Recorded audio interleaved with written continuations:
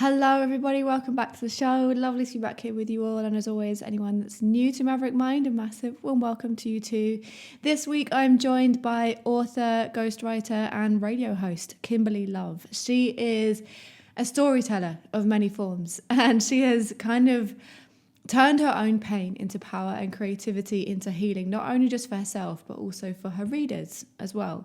From journaling through quite a difficult childhood to writing her own memoir, Kimberly discovered the power of owning her story, not letting her past dictate the future, and how sharing it can really help others feel less alone.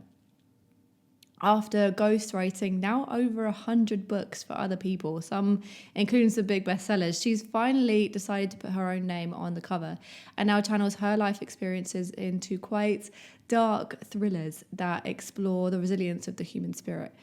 We talk about what it means to rise above your past, the courage that it takes to really share your truth, and how to stay authentic in a world that's really obsessed with perfection, especially when it comes to things like social media. Kimberly's story is really a reminder that creativity is not just art, it's alchemy. And that goes for whatever you create, not just the written word. It could be a painting, sculpture, design.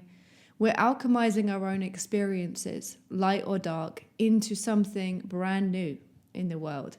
And that brand new thing is something that somebody else will see themselves in, whether it's mirrored in an experience they're moving through in life or just something that they think is cool. This is connection, and it's really what we're all here for.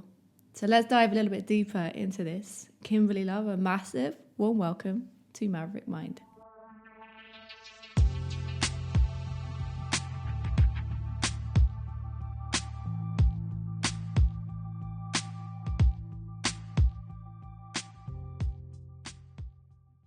Kimberly Love, a massive, massive warm welcome to Maverick Mind. Thank you for having me.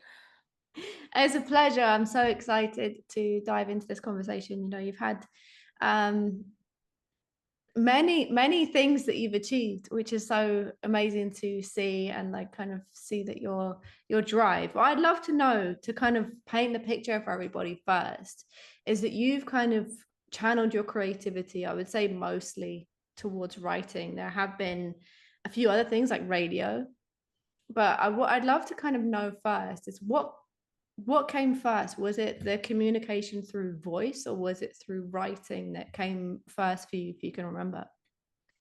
I would say it was probably my writing, just because I've kept journals since I was young.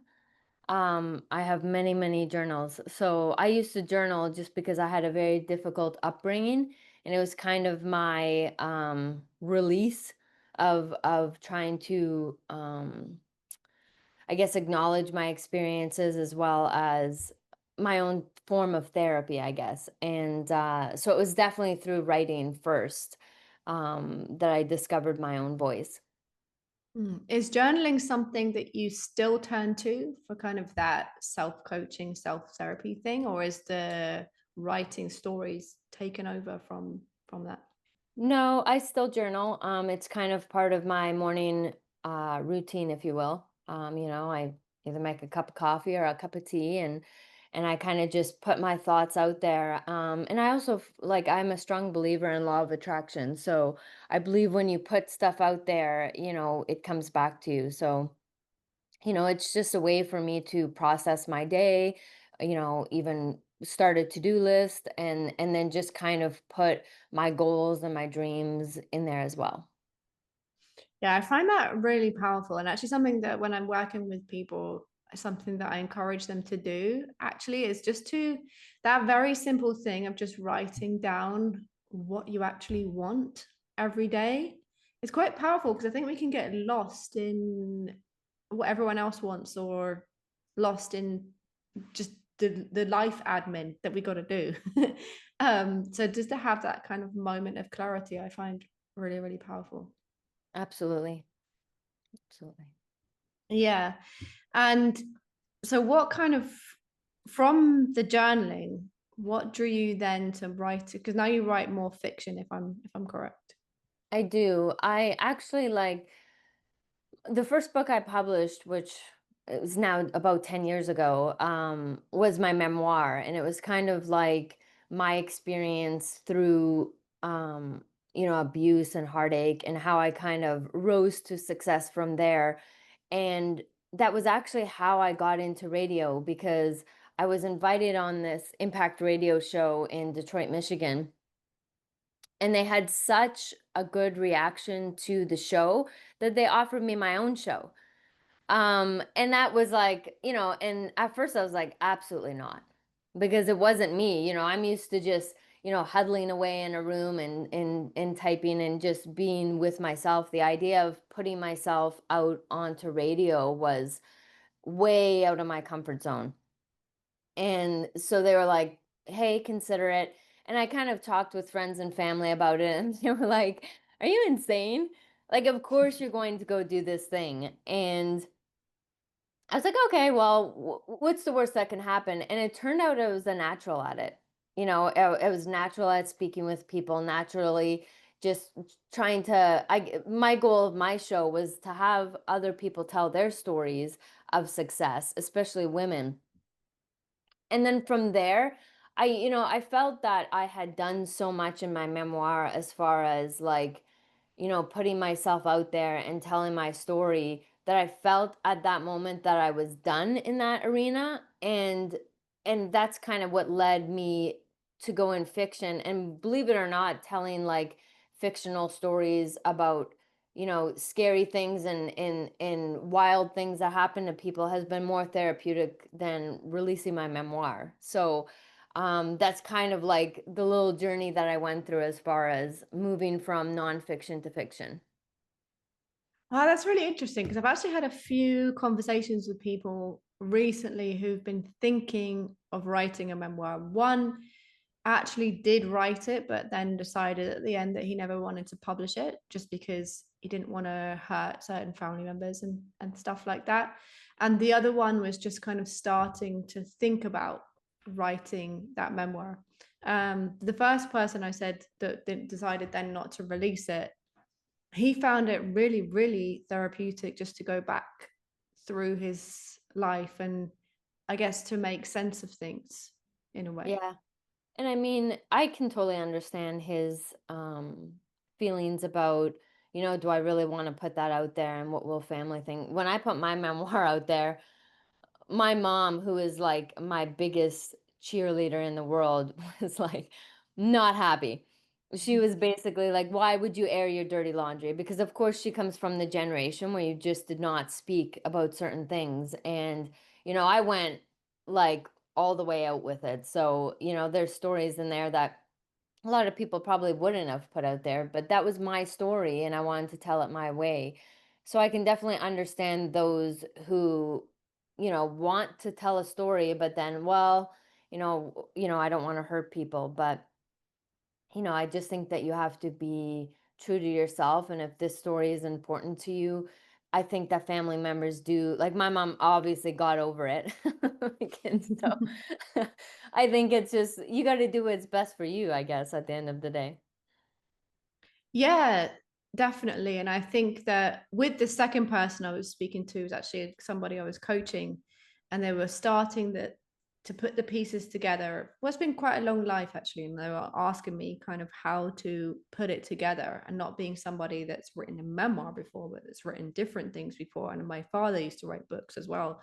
I was saying to kind of put things on a wall in different kind of spaces and in a kind of a random way because he's quite a visual person, so I thought that that would help, but also to have something in the way that you're presenting your life that would leave the reader with something that would they could learn from. Is that kind of what your intention was with your book too?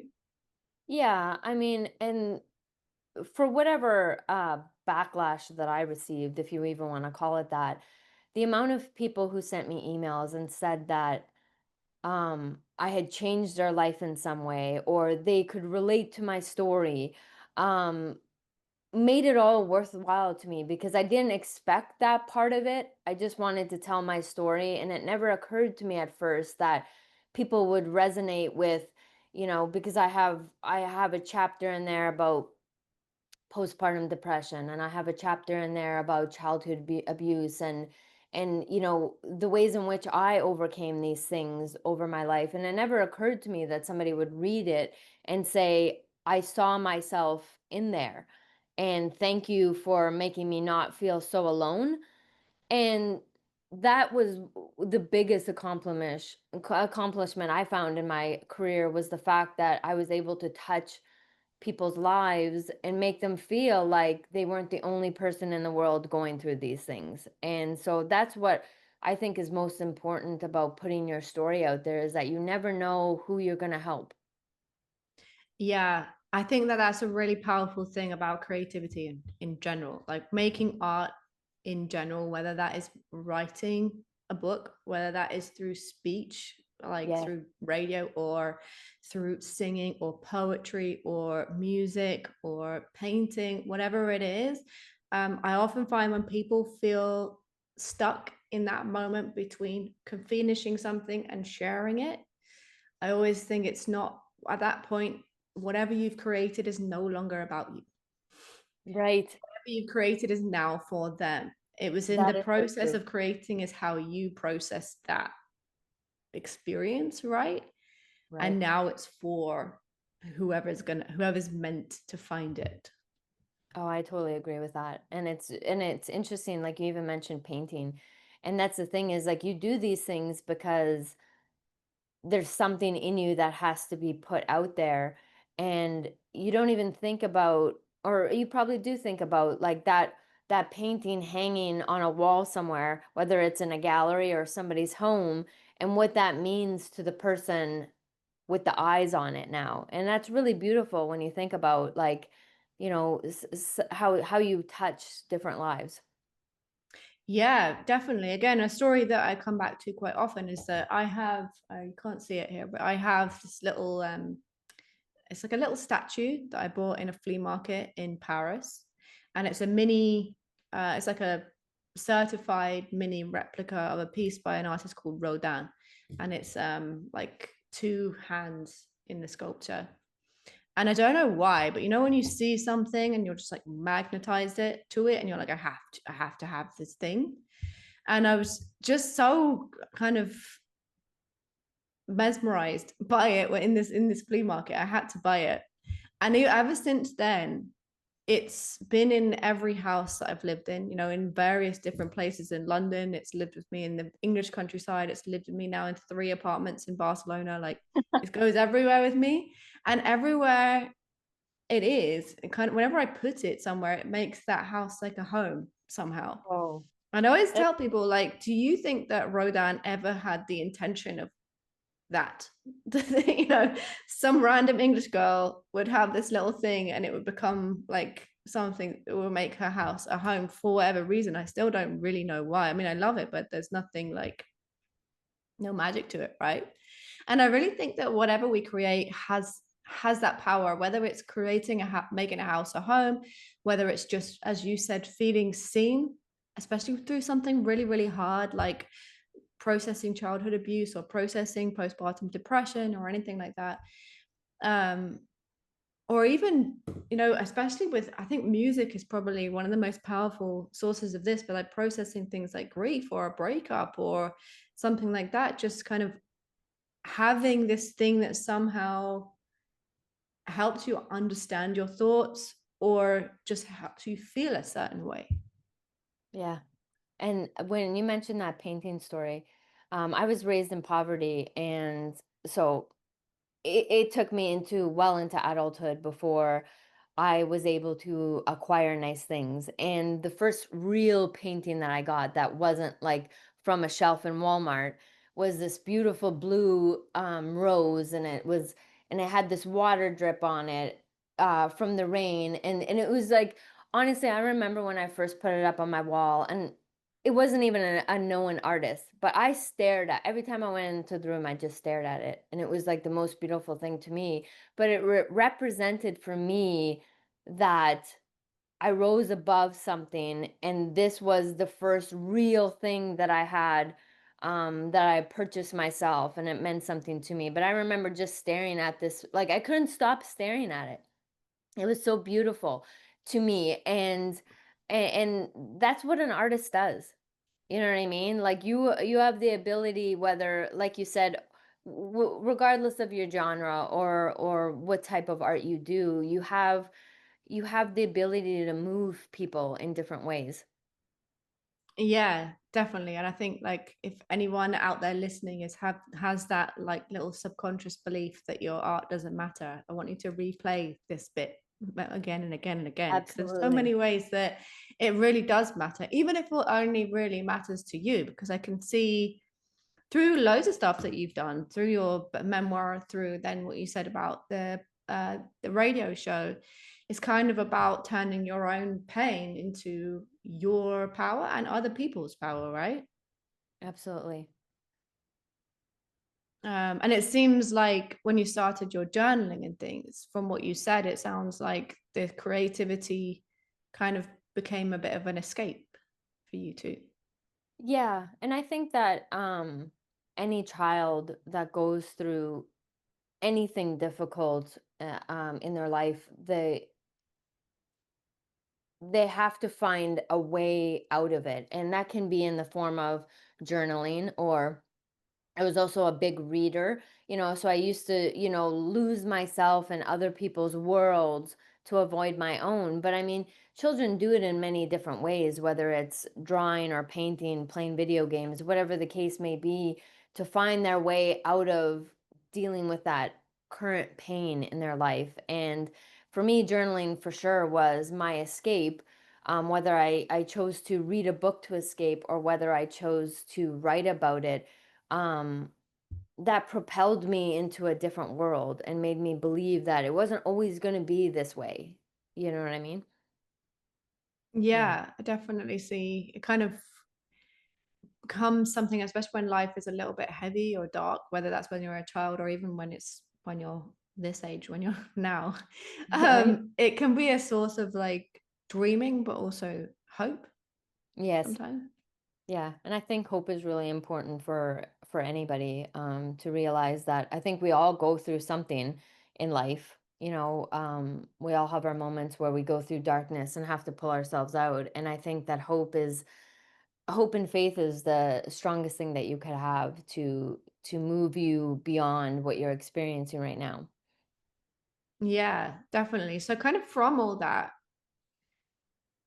what do you remember like the moment when you felt like either you were ready or inspired to put all your experiences into that first book, your memoir? Well, it took me a while, just because, um, moving from journaling into adulthood, I went into ghostwriting and copywriting, which is basically writing books for other people. And so I was able to do my art and make a lot of money at it, but I was also hiding as well. Like I didn't have to put myself out there. These were books that, were going under other people's names and that sort of thing. And I think it took a while for me to believe that, I guess I could do it. And I've always written my own stories, and family and friends would read them and just like, why aren't you publishing your own stuff? But I think you always have this voice in the back of your head that of course my friends and family are going to say these wonderful things about me.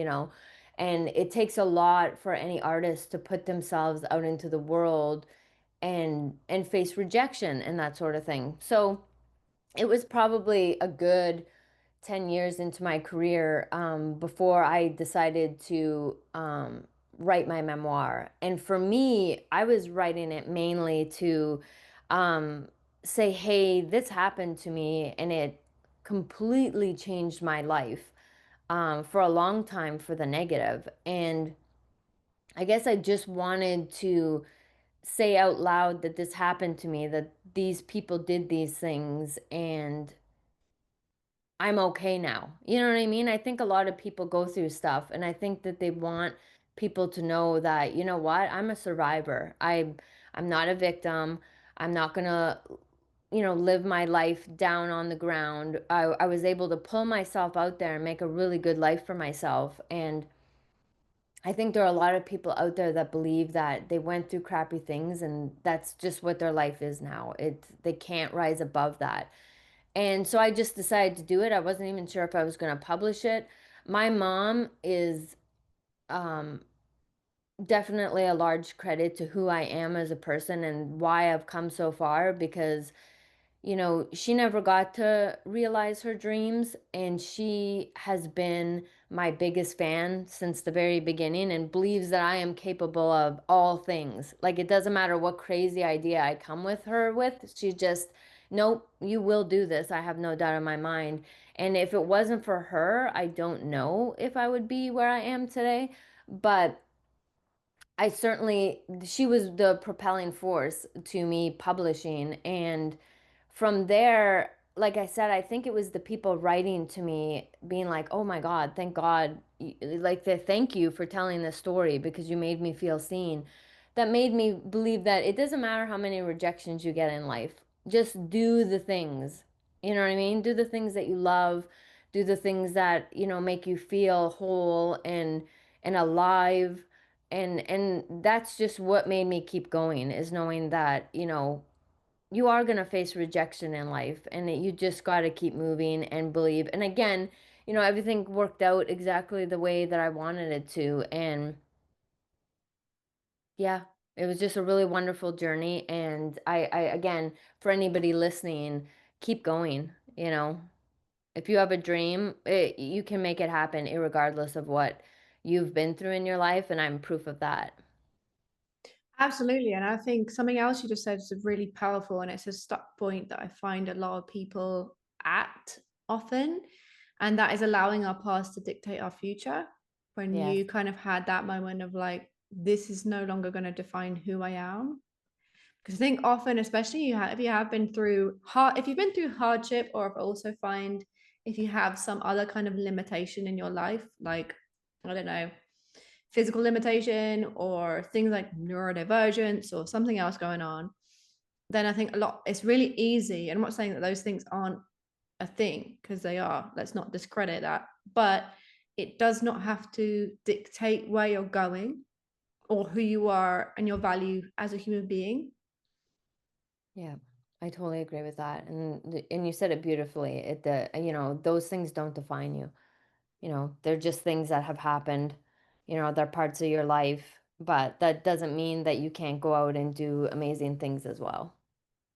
Yeah, absolutely. And as you have also, even whether maybe you had that intention when you wrote it or not when you did anything that you've done, that actually sharing it but not letting it define who you are can help loads of other people, as you've said, Absolutely. which can guide us to tapping into a greater purpose as well. Because I find sometimes some artists, it kind of depends what kind of channel they're going through, but I find quite a lot kind of come up to this hiccup, especially if they're into self-development or spirituality, things like that, as they get to a point where they feel like their art is quite self-indulgent. And it's a, a process to guide somebody to realize actually that it's actually the least self-indulgent thing that you can do, really. Absolutely. Absolutely. Yeah. Yeah. Yeah, I love that. I love that you say that because I mean, ego, I think, finds its way in art as well. And Mm. it's not really about like, oh, I did this amazing thing, please stare at it or tell me I'm awesome. It really is about, I think, an artist is just trying to tell their own story in whatever form of art that they have. Yeah. And we can kind of step out of that feeling of it being slightly all about you if you say, once you've finished that thing, once you've processed whatever you're processing to create that thing, that it's now about them, about who you're sharing it for, and about those people that needed to feel seen by whatever you've written or created or whatever else. Absolutely. I'd love to dive in a little bit into the ghostwriting journey, because I don't think I've ever spoken to somebody that did that for a job. I've heard it's like a mystical thing that I've heard of people do. and celebrities have ghostwriters for their memoirs and stuff. But what kind of brought you into writing for other people? It was actually really random. And I actually had never, prior to me getting into ghostwriting, I had never even heard of it.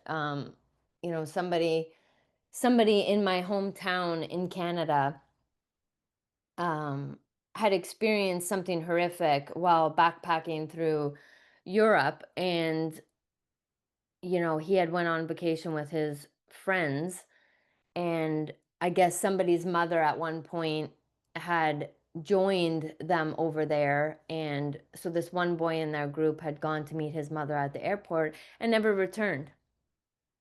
So, what turned out to have happened is that this friend and his mother had run into a serial killer and had been murdered um, while on vacation. And obviously, it was this big thing in the news, and had transformed these boys' lives because a lot of them felt like they, should have gone and with the friend. If we had all been there, this probably wouldn't have happened. And it was just this terrible thing.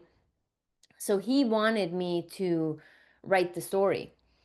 And uh again, I was like, oh, okay, well, how it was the logistics of how we were going to do this. And he actually had done his research about having it ghost written and then putting his name on it. And he said, how did have you ever heard of ghostwriting? And I was like, no. And I was literally on Google.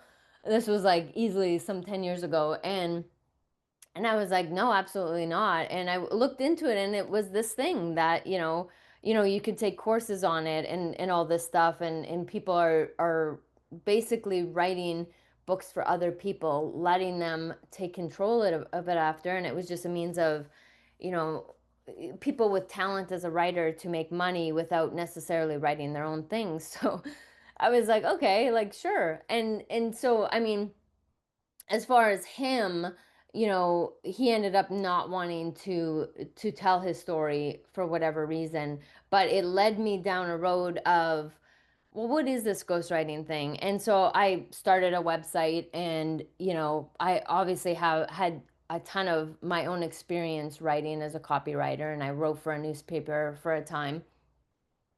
So I just kind of put myself out there, and I started getting clients, and I had clients in North Korea and Italy and in the United States. And at this point I've written over 100 books for Wow. people. And it's interesting because like a fiction, nonfiction, entrepreneurs hiring me to write their stories.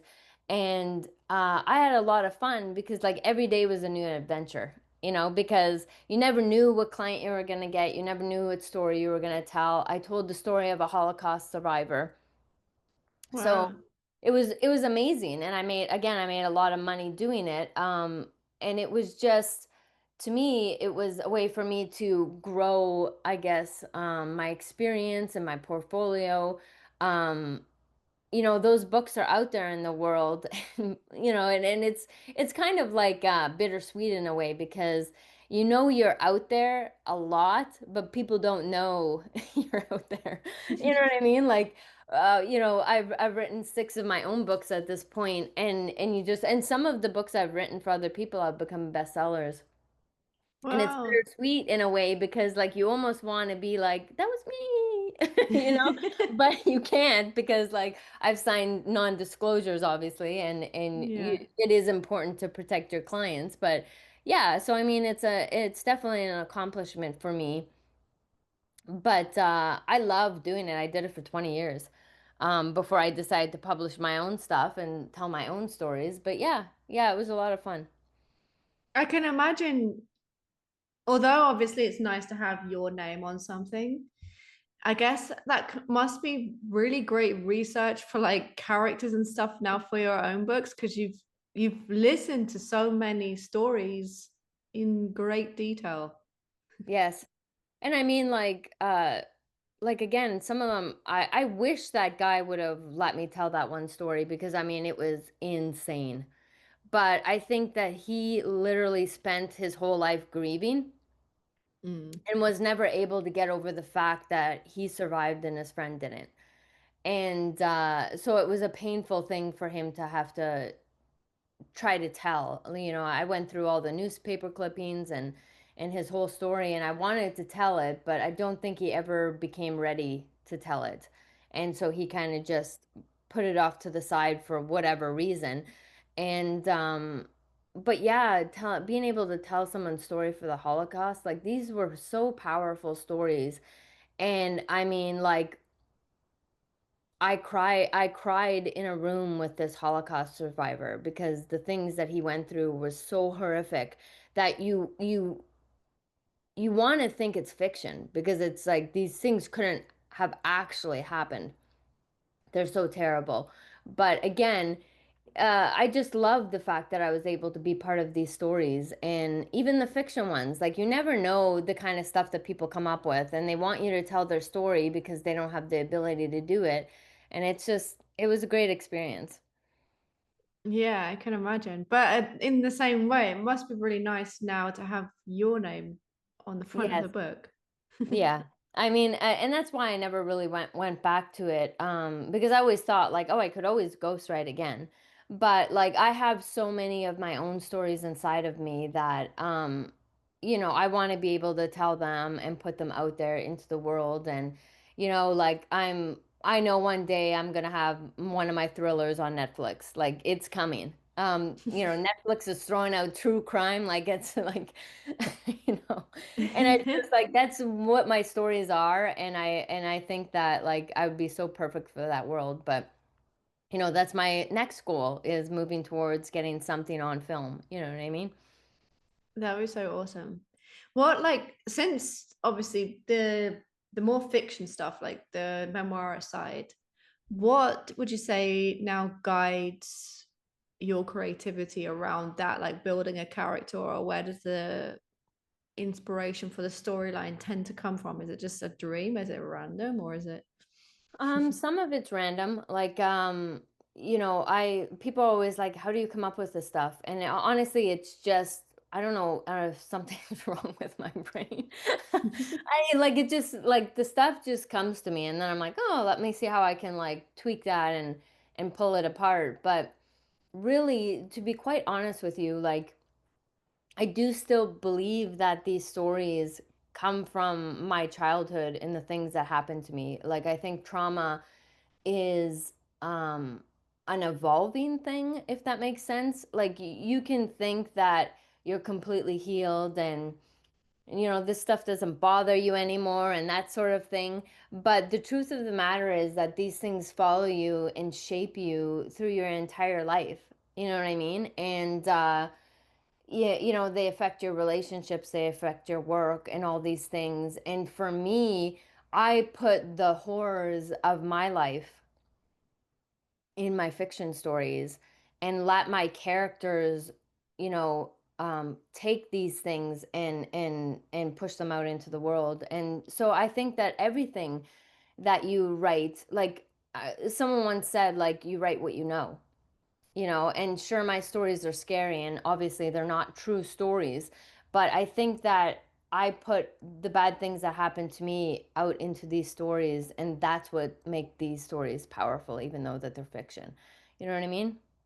I hope Yeah, all so would you makes sense. say, yeah, yeah, definitely. So would you say, like, while it's fiction, it's not, maybe it's not based on true events that you've been through, but maybe a feeling that you remember from your past starts to kind of generate a scenario that you put in a book or something like that. Yeah, absolutely. And or even like characters.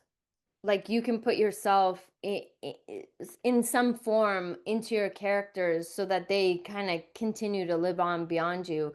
And I think it's really hard for any artist, whether you're creating a painting or making music, to not have themselves in every piece that they do. And that's really all I'm doing, is that like I'm telling a story, and yes, it's fiction, but I'm in there somewhere living, if that makes sense. Yeah, definitely. I think that as you say, it is quite hard. I was just thinking, actually, I have interviewed another. There's another interview with a thriller writer on the podcast. Her name's NV Peacock. Anyone listening can go back to listen to that as well if you're really into the thriller novels. And from what I remember, she said that it was kind of similar but also different, was that her mind would just kind of make up these stories from childhood. It was just like something when she was a kid, she had this sort of, she was just that kid at school that was like a little bit haunting, and it's just become a book. But then I guess it's also then when she was a child, she was creating characters in her mind that were from people in her life that then became characters in books later on. So I guess it's the same kind of thing, but it's just more now from your lived experience, I suppose, rather than just stuff that you're making up in your head as a child. Absolutely. And I mean, like I've joked with people when I've been at book signings and that sort of thing where I'm like, terror is my love language. And it's like, and it's, an odd thing to say, but it's also true is that, like these things have followed me through my life and they're a part of my life for a reason. And, I think that I use my experiences, to scare people at this point. And it's just that's how I continue on growing as a human being and trying not to let the past bother me. Because I don't think that you can entirely ever say, I'm over that, you know? No, I think especially if it's something from childhood, and if it's more than one event, even if it's just one event, but if it's like a lot of stuff, then I think that it's not something that you can let go. But as you said earlier, it's just something that you have to decide Yes, is no longer gonna hold right. you back. And that Absolutely. is anyone listening that's been through stuff, it really is that. It's a decision. It's not the ayahuasca. It's not like that stuff helps if you want to do it. It's not like years and years of therapy, although that can help process things, obviously. But when it comes down to it, it is a decision. Yeah, and I think you said it beautifully, because it goes back to whether or not you're going to be a victim in your life, or whether you're going to rise above. And I love that idea of rising from the ashes, right? I think bad things happen to everybody at some point in their lives, and it's going to be how you handle that. Like I could have easily just laid in bed, you know and just not have got out of bed and just been like, yeah, this happened to me, and woe is me, so to speak. But I choose regardless. I've even had kind of rocky past year, with things going on with family and that sort of thing. And I could just be like, oh, I can't do this anymore, or I could continue to meet amazing people like you. Go tell my story, write another book, keep pushing for the life that I want because that's important to me. Yeah, absolutely. And that kind of leads on as well to something that I see a lot of artists struggle with, but I feel like I've witnessed this, especially within authors, is the, well, with anything, but I think mostly with books, is the once you finish writing it, and it's this kind of mammoth task, probably not for you because you've written so many, but when someone writes their first book, it's this like this mountain, right? And then you have to be driven enough to then share it so that people read it, right? Yes. So what is that, is there stuff, is there something that you, is that something that you struggled with, or what have you done to kind of overcome that, stepping, I guess, from, for you it's stepping from like the ghostwriter to center stage or the name on the cover? Yeah. And I mean, like, don't get me wrong. It doesn't matter how many books you write, it's terrifying. Because, um, you're always going to have haters out there no matter what you do. You could be the most famous author in the world and somebody's not going to like you. And I think that's what scares most people when they're thinking about writing their books is like, oh, the reviews. And I'm telling you, they can be savage. But I've just always been told, don't read the reviews because you can get lost in a review and think like you're just crap at this point and I'm never going to write another thing again. But like you have to understand that not everybody is going to love you. And that's in any industry, right? Like it's not just art. You could be working at any type of have a restaurant, have whatever, and somebody's not going to like what you're doing, and that's okay. Because the thing that I've learned is, like, I have a strong reader base, and they cannot wait for the next thing to come out, and they're like, I have my own stalkers, because they're like, come on, let's go. Get that. And I'm like typing as fast as I can, but the truth is that not everybody likes me, and that's okay. I think as a human being and as an artist, you have to accept that simple fact is that not everybody is going to like you, and that's okay. You just do what you love and put it out there, and your people will find you. Yeah, absolutely. And I always think you don't like, I don't like everybody. I don't Right. like everybody's artwork. I see things I don't like. I hear music I don't like. I read books or see books I can't get past the first page, Right. And that's just life. And also, if you are for everybody, you end up being for nobody. It's better to Oh, have like stalker fans that are going to buy every single book you ever write or listen to every song that you ever create than having millions that kind of like your surface level stuff, I think. absolutely. Absolutely. I think. What do you think has helped you build that kind of fan base or the stalker fans? Um, I think I think just being authentic, because I think that a lot of people, especially if they're in any type of in the public eye, as far as like, oh, I'm gonna go do a book signing, or I'm gonna go on a radio show. Like, if it's different than just writing and putting it out there, but I think they're afraid that if they're different in some way, that no one's going to accept them for who they are. And, like, the truth of the matter is, I'm really weird. you know like, I'll be like, out for dinner with somebody, and I'm like talking about aliens, or did you see that video on TikTok about the skinwalkers? And, like, most people, like, they're just like, you are like mysterious and weird. And I could have taken that as oh, maybe people won't like that sort of thing. I better hide myself. But the truth of the matter is, like, when you're authentic out in the world, people love that. They love different. That's what a lot of people don't understand, is people love different. They don't want everybody to be a cookie cutter. If everybody was the same, we'd all be boring, right? So I think the best advice I could give to anybody going out into the world, and I guess exposing their art in a certain way, is just be yourself. It doesn't matter if you're weird, or whatever the case may be. People want to know who you are. They don't want you to be like everybody else. And that's the one thing that I've learned from TikTok, especially, is that whole platform is filled with whack jobs. Like, it's just everybody's just out, flying their freak flag in one way or the other, and without a care in the world what other people think.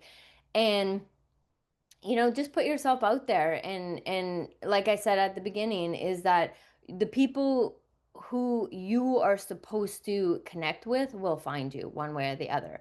So that's the one benefit of social media, is that you can find your people a lot easier than, say, 40 years ago, when authors were trying to make it big, and all they had was, is somebody going to write about me in the newspaper, right? Or is somebody going to, like, I think becoming famous was a whole lot harder back then. Mm. Yeah, I say that often because I think a lot of us still have the subconscious belief that, being an artist of any kind is not a real job, and then you're going to be broke forever, and it's going to be really hard. And there is no joke, it will be hard, but there also is more possibility now than there ever has been. Yeah. Especially for, depending on what kind of stuff that you do. If TikTok is the right platform for you, then the discoverability on there is probably better than most spaces, and you can kind of find your weird tribe. Yeah. I mean, you can become like, whatever, for whatever being viral means out in the world nowadays. it's a whole lot easier on TikTok, I find, because like really all you have to do is it's really I don't know if it's luck or randomness or what it is, but honestly, like you could pop off so easily on TikTok just for the most random things. And that's what I mean about finding your people, because those are the people that are out making people famous over a viral video. You know, look at that Hawk 2 girl. You know what I mean? Like just for literally doing nothing. And it's just I just think that it's you know, I have a lot of bad things to say about social media, but for what it's worth, it is a way of getting yourself out there more and in front of people more. Yeah, definitely. I think there's nuance to everything. I have days when I hate social media, but at the same time, I have an online job, so I kind of need Yeah, it. So exactly. I love that it can share conversations like this far and wide, and stuff like that. But then obviously you have to be develop quite a conscious relationship with it. And do you think that what has helped you maybe, or on days that you feel like that relationship's not so healthy, what kind of helps you to stay authentic or to stay um maybe a little bit more boundaried Yeah, around that I stuff? think that everybody has to find a way to unplug, so to speak, because you know, I have found just myself, like, you know, social media can be a real time suck. And it can give you the ability to completely procrastinate from all the important things that you want to do in life. Like I should be writing, but I will be doom scrolling at like, you know, whatever hour of the night. And I think that that's the, you know, unfortunately the downfall of humanity at this point is that, you know, we're so involved in other people's lives that to some degree you stop living your own, if that makes Mm. sense. And so for me, obviously I'm like you, I have to be on social media. That's how, you know, my career works at this point. But for me, like I say, in the mornings, I try not to be on my phone first thing in the morning. I try to, you know, journal or, you know, listen to a podcast that, you know, is inspiring in some way, you know, having a cup of tea, you know, being out on my porch, you know, in the sunlight and stuff like that. So for me, I unplug.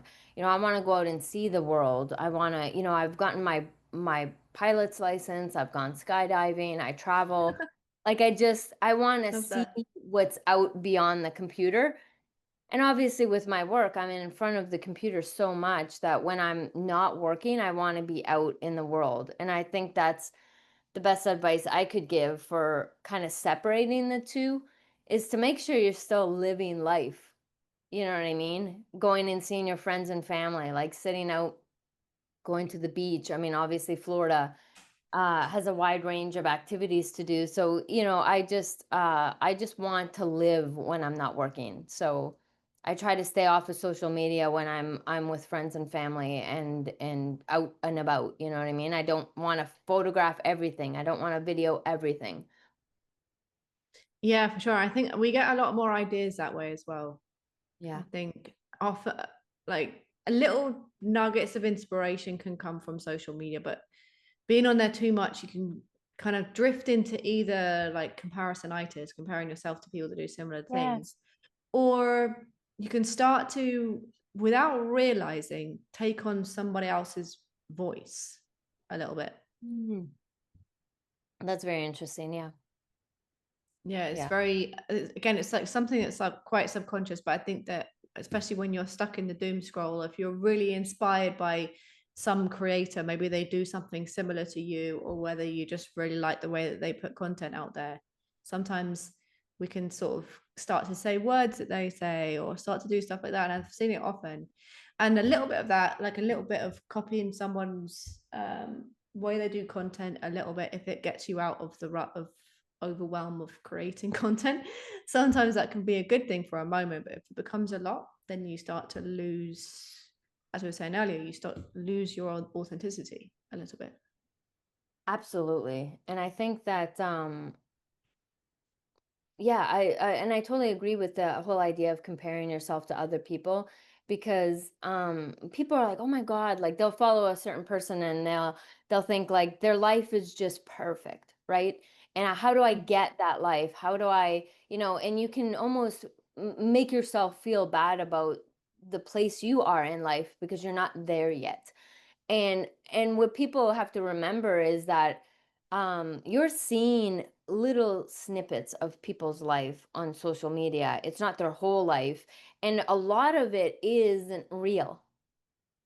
We all have a persona that we put out there to some degree when we're marketing ourselves, and it doesn't mean that 24 hours of my life is that life.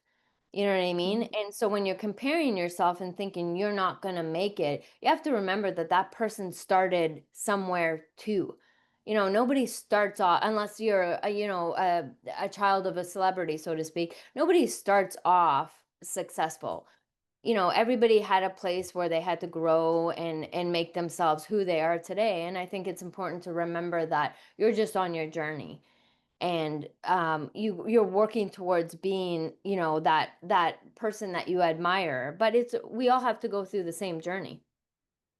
Yeah, absolutely. And the people, I always say two things actually. People that you admire the most are just making it up as they go along as Yeah. well. For real. And Yeah. they probably are not like televising or like putting on their social media their meltdown of self-doubt that they had yesterday. Some do, Yeah, oh but yeah. I'd say the majority don't.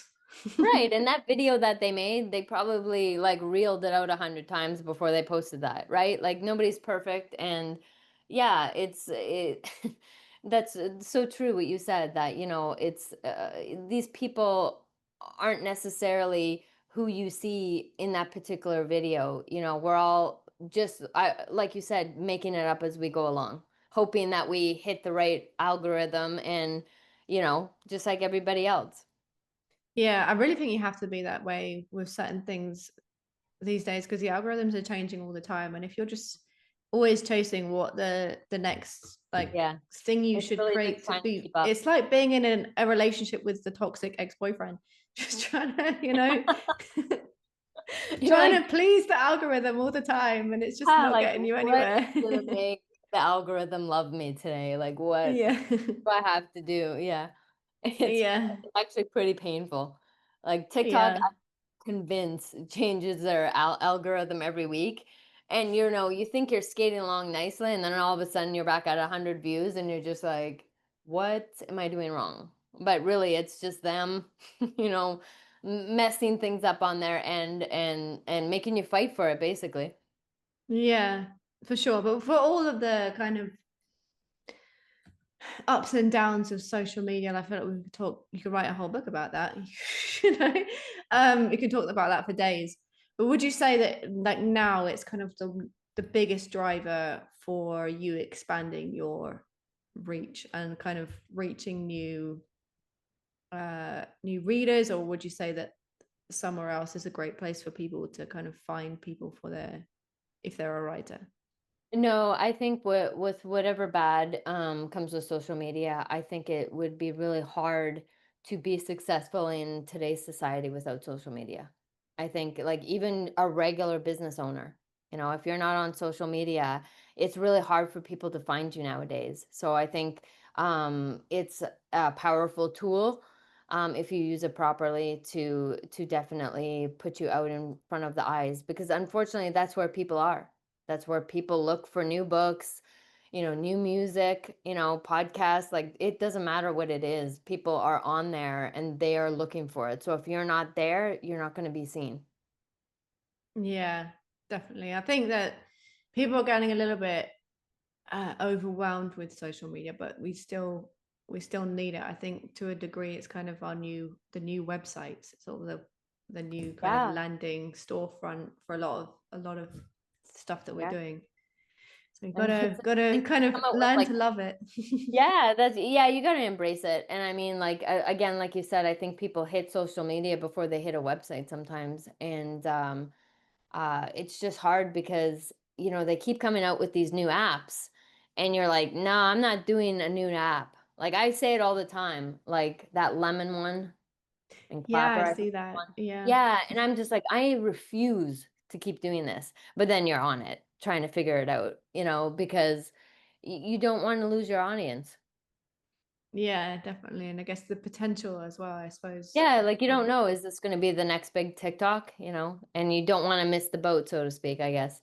Yeah, for sure. It's a necessary evil.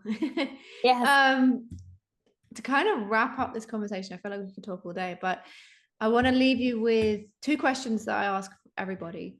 And just think of like the first thing that kind of comes to mind. The first one is because I think that a lot of creative minds feel a little bit misunderstood because we do kind of see the world in a different way to most people, or we feel just a little bit different to everyone else. I love to kind of allow people to feel even more seen by asking, what do you think is the most common misconception people have, either about you as a person or about what you do, what you create, or both? Um, I think probably the biggest misconception for artists, and even for me sometimes, is that artists are untouchable or not human. I think especially if you're in a world where you break out and all of a sudden you're famous.